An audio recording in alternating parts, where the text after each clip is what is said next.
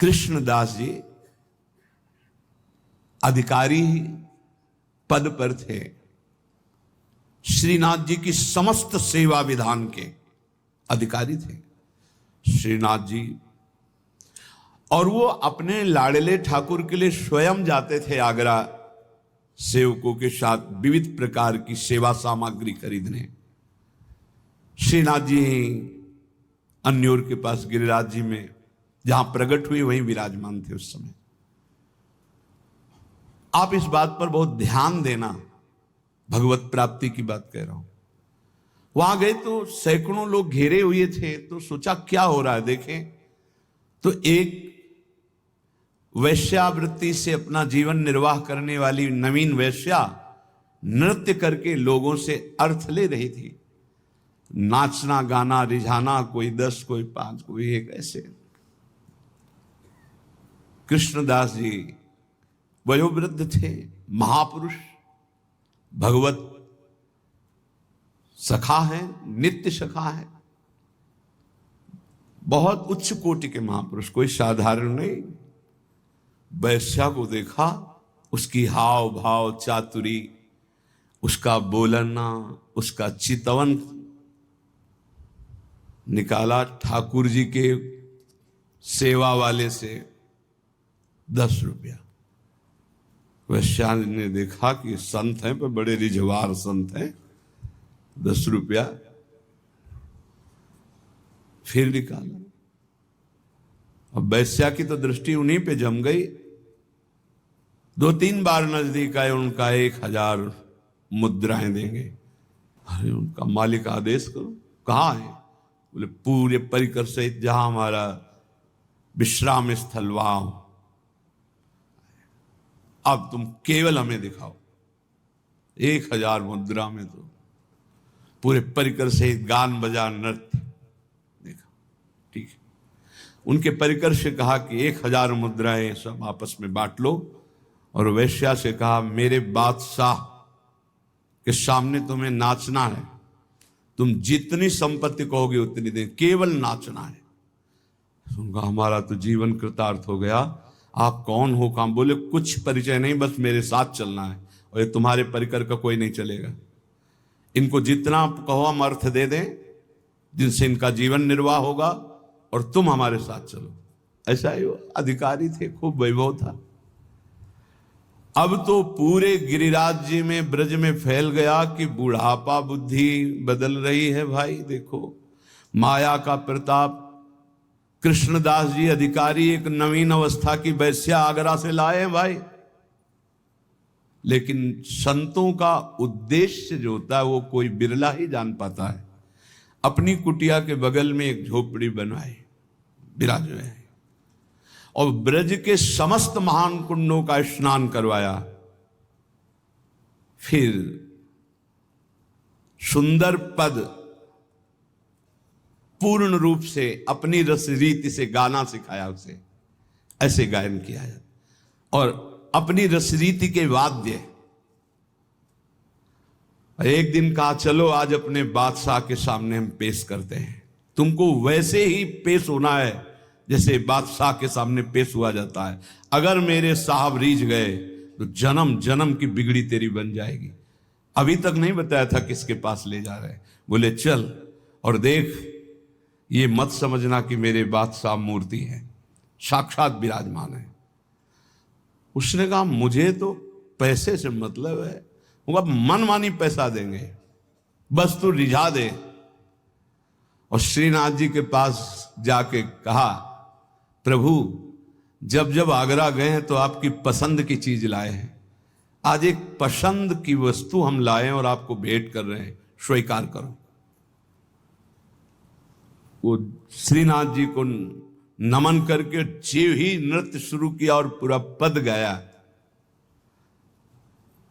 पद गा के जीव ही ऐसे किया, ऐसे देखा, कूट मन मथा, करोड़ करोड़ काम को मूर्छित कर देने वाले अधरों पर बंशी, विशाल नेत्र, बंक कटाक्ष, एक मुस्कान में मर गए, प्राण निकल गए, उसी क्षण निकल गए, परम पद को प्राप्त। क्या है भगवत प्राप्ति?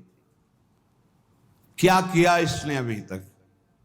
वैश्या, संसार के भोगों में लिप्त एक महात्मा की बात मान ली तो भगवत प्राप्ति हो गई। दूसरा, जीवन भर शरीर बेच करके ढेर सारा वैभव एकत्रित किया था। यौवन अवस्था की उतार अवस्था थी वैश्या की। गांव के बाहर महल था, बहुत सुंदर वाटिका पुष्पों की थी। तो एक संत मंडली जिनके साथ आचार्य चरण भी थे, वहां से निकली तो बोले आज रात्रि कोई पवित्र स्थान हो तो हमें बताओ जहां अपने ठाकुर विराजमान करें और वहां आरती पूजा करके भोग लगाएं, ठाकुर जी को विश्राम करें।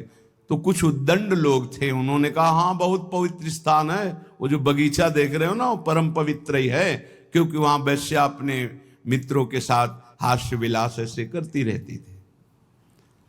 संत सरल चित्त, कहीं कोई संशय नहीं, विश्वास, गए वहां,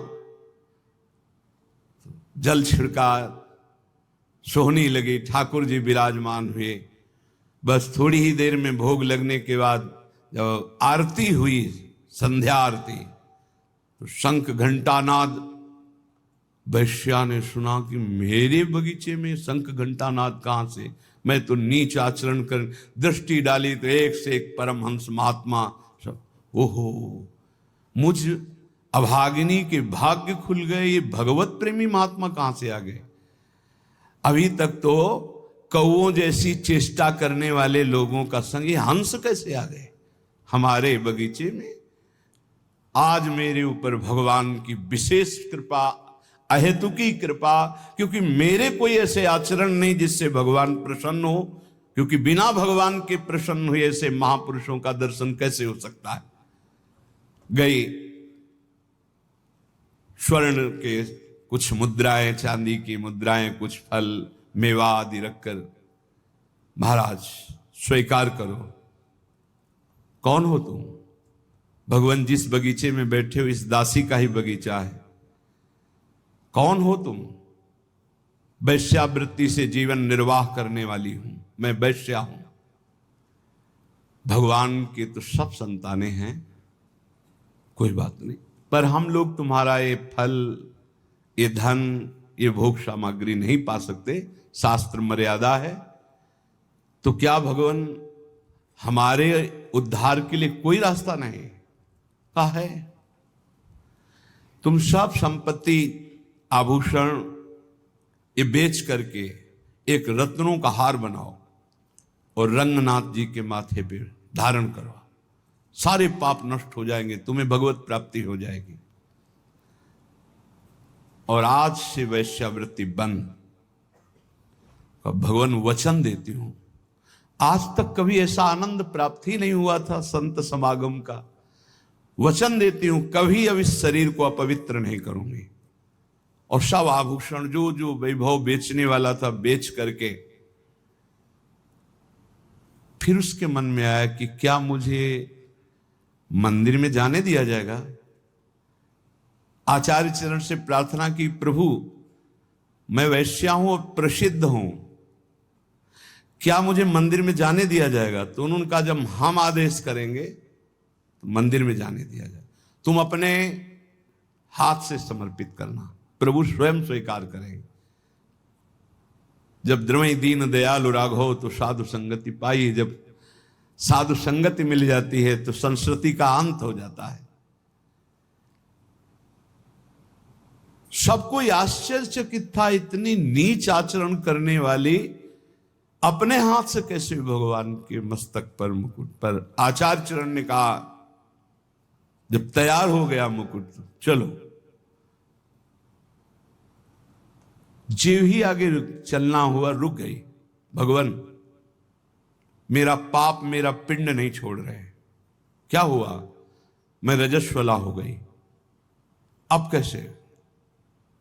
कर तुम मकर तुम मन था कर तुम, सर्व समर्थ आचार्य, इष्ट से भी ज्यादा। तो सब लोगों ने सुन लिया था रजस्वला स्त्री का भगवद श्री विग्रह स्पर्श करना निषेध है, क्योंकि वह पवित्र होती है। कहा चलो चलो जाओ। सबने रोका, प्रभु आप आचार्य हैं, आप कैसा, अगर रंगनाथ जी स्वीकार कर रहे हैं तो तुम्हें किसी को रोकने की जरूरत नहीं, और रंगनाथ जी स्वीकार करें इसका प्रमाण होगा कि सर झुका देंगे। बेटा तू जा, मस्तक पर मुकुट, रंगनाथ जी का श्री विग्रह का ऐसे मुकुट, कर तुम अकर तुम अन्यथा कर तुम सर्व समर्थ आचार्य गुरुदेव इष्ट देव, उसको परम पद की प्राप्ति हुई। एक एक सेवा, एक एक वृत्ति भगवत प्राप्ति कराने में समर्थ है यदि आप विश्वास कर ले। श्री वृंदारण्य धन्योष्मि, मैं धन्य हो गया। क्या आप नहीं कह सकते मैं धन्य हो गया? क्यों कुड़ रहे हो, क्यों जल रहे हो, क्यों शोक में जीवन व्यतीत कर? देवताओं को भी दुर्लभ है मानुष्य दे, बड़े भाग मानुष तन पावा, सुर दुर्लभ सदग्रंथन गावा। देवताओं को भी दुर्लभ, क्या दुर्लभ देवताओं को, क्या दुर्लभ देवताओं को? देवताओं के पास जो वैभव है मूर्छित हो जाओगे देख के, क्या दुर्लभ। देवता जब ऐसे निकल जाए तो पूरा वातावरण सुगंधित हो जाएगा। आप अपनी ही यहीं की आप देखो, ऐसे पसीना की दुर्गंधें आती है, घृणित दे। क्या दुर्लभ क्या है इसमें? भगवदानंद। देवता भगवदानंद नहीं प्राप्त कर सकते, आप इसी जन्म में दिव्य भगवदानंद प्राप्त कर सकते हैं। अभी तो वैराग्य का आनंद नहीं अनुभव में आया है, त्याग का आनंद नहीं आया है, वैराग्य का आनंद, भगवदानंद। अभी तो भोगानंद यही आपको ललचाए हुए है, आज तक तृप्त नहीं हुए, आज तक घृणा नहीं हुई भोगों से। दुर्भाग्य है। भगवदानंद तो